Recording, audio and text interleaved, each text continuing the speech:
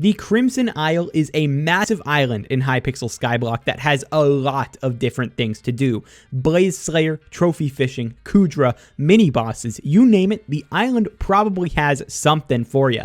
And with that comes a lot of confusion because you don't know what you should be doing every day. And if you miss out on doing some of these things, you're going to fall behind. So in this video, I'm going to tell you exactly what you should do on the Crimson Isle every day so that you don't have to play catch up in the future, because these things have to be done at some point and you got to get it started as soon as possible so that you can play with the big boys like me.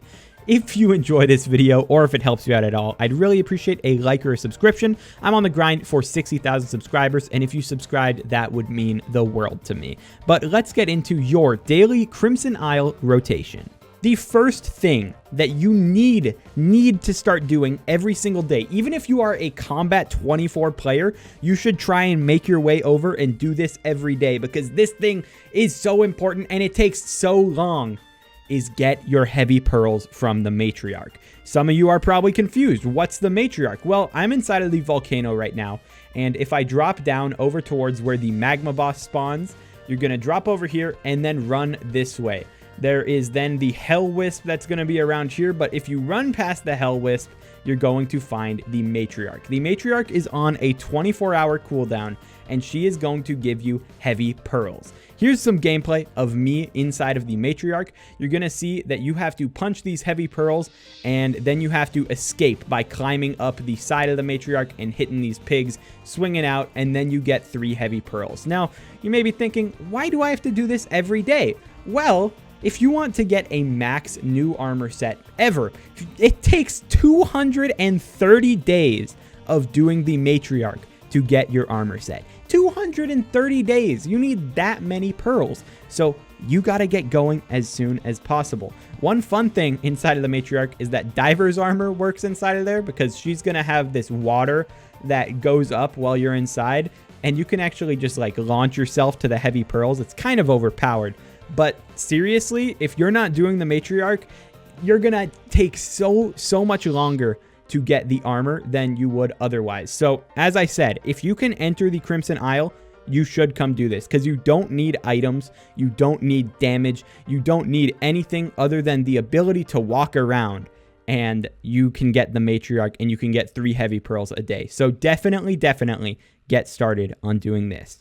Something that is less important than the matriarch, but is also pretty important that you get started because he's also on a daily timer, is the dual guy in your factions area. In the mage area, his name is Rollum. He spawns over here, and every single day you can fight Rollum for a week, and he's going to get a little bit more powerful each time, and he's going to give you reputation every time you kill him. So I'm training with Rollum. I just killed him, and you can see I got 25 mage reputation. This takes a week to complete, so you should get started as soon as possible. As I said, this is not as important as the matriarch, but it is going to be free reputation, and it is a time-locked quest. So get going on that as soon as you can, because he's on a 24-hour timer for yourself. By the way, the dual guy for the barbarians is off over at the edge of the map over here. You're going to see him right here. And he would be the exact same thing as Rollum for the mages. He's going to be a week-long quest, and he's going to get more powerful as you train him, but this is where he is for the barbarians. Another thing that's on a timer, I believe this one is shorter than a day, but it's still on a timer nonetheless, and you should do it whenever it's available, is Aranya. Aranya is over by the Forgotten Skull in the back of the map, and you just got to climb up into this cave over here. And she is a spider who really loves to eat people who don't have armor. So you got to kind of find people to help you with this one, or you got to lure people in here that don't know who Aranya is, because she wants you to bring a player over who has no armor, and then she eats them and gives you an item called Chime. Chime is really good because it's going to give your pet 90,000 XP, but it doesn't count for like a pet candy, so it can infinitely be added to pets. Obviously, 90,000 XP isn't the most insane thing in the game, but it can add up over time, and it's really nice for something like the Kudra pet, because you're able to level it without having to actually use it when it's pretty bad. The last thing or couple things that I need to stress that you do every day is your factions daily quests. Your factions daily quests reset at 12 a.m. Eastern every single day, and you're going to get 5 of these quests every day. You can see I have one quest to kill the Barbarian Duke X one time. I have kill Kudra basic tier. I have rescue mission. I have a dojo quest, and then I have a trophy fishing quest. You can also get a fetch quest, which is literally just go get item and bring it here. So that one's not bad, but I want to go over the rescue mission by itself right now because this one is definitely the most complicated, and I'm seeing a lot of people have a bunch of different problems with it. When you get the rescue mission, there will be an NPC right here, and you have to talk to them, and they're going to tell you to either go to the Bastion or to the Cathedral. The Bastion is if you are a mage, and the Cathedral is if you are a barbarian. For the barbarian part, you're going to find another NPC after you click on your one over at the daily quest board in the barbarian area, and that NPC is going to be right here in Scarleton. That is where you're going to start your rescue mission. He's then going to tell you that you have to go and save a hostage from inside of the cathedral, and you have to sneak around a bunch of guards that are going to be in here. I can't show the barbarian part because I am not a barbarian. I am a mage, but generally the pathing is kind of obvious if you look at where guys are blocking. Like if there's a dude standing on these stairs staring right down there, you're not supposed to go up that way. And if there's a guy walking around, odds are you're supposed to walk past him and sneak past him. The guy spawns in a different spot that you're saving every single time. I've seen them somewhere up here. I've seen them just around in the barbarian one. But as I said, I can't really show good gameplay of it because I'm not a barbarian. For the mage, however, I can show gameplay because I am a mage. Mage on top, best faction. But the guy's going to spawn right here, and then it's going to throw you into the rescue mission. Generally, same thing. It's going to be walking around and dodging certain guys. You got to sneak behind the guys who are standing still and facing backwards. They're not going to hear you if you're sneaking. If you're sprinting, they're definitely going to hear you.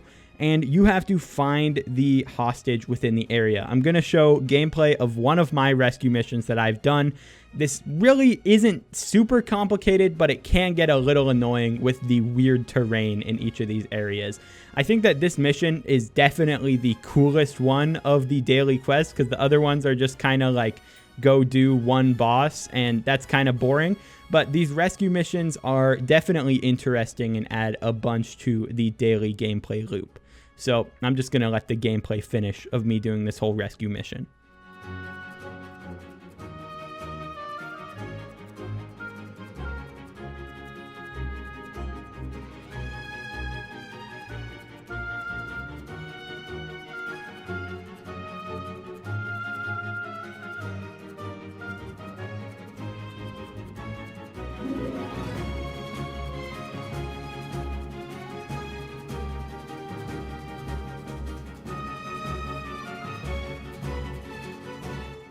Some people have had problems with the fishing quest where it just doesn't work even if you fish up the right trophy fish. I haven't ran into this. I don't know how people are getting that problem, but they'll probably fix it eventually. And then the dojo one can spawn you with a dojo thing that doesn't exist yet. You can see I got that. The test of control is not actually in the game yet, so I physically cannot complete this one. But other than that, the dojo ones do all exist and are all doable by just doing that specific one dojo. The more daily quests you do, the more faction reputation you're going to get. And faction reputation is going to be very important for the Kudra fight. You're going to need 1,000 reputation to do the hot tier. And then every tier that they add in the future is also going to require more reputation, up to 12,000 reputation from the infernal tier. So you're going to need to do your daily quests for a bunch of different days to actually participate in the late game of the island. You also are able to craft the minion for your faction whenever you have enough reputation. You can see that the mycelium minion has a mage reputation requirement on it, up to 12,000 at level 12, which is from the shop.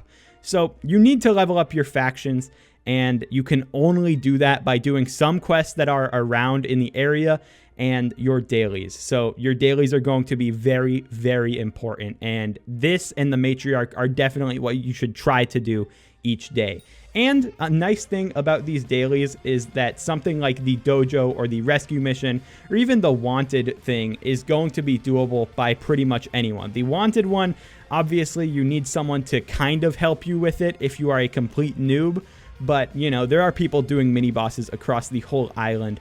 So none of these dailies are too bad. So even the worst of the worst players have a shot at getting a lot of reputation and getting their heavy pearls done so that they can craft armor later. So let me know what you guys think about the daily grind on the Crimson Isle down below. I think that 230 days is far too long to get a max Infernal Kudra set, but who knows? That's what they have it as right now, and it seems like what they're going to be sticking with. So I hope this guide helped you out. Let me know what other guides you want to see in the comments because I'm making them. So just let me know what you want to learn and I will try and tell you. But that's going to be it for today.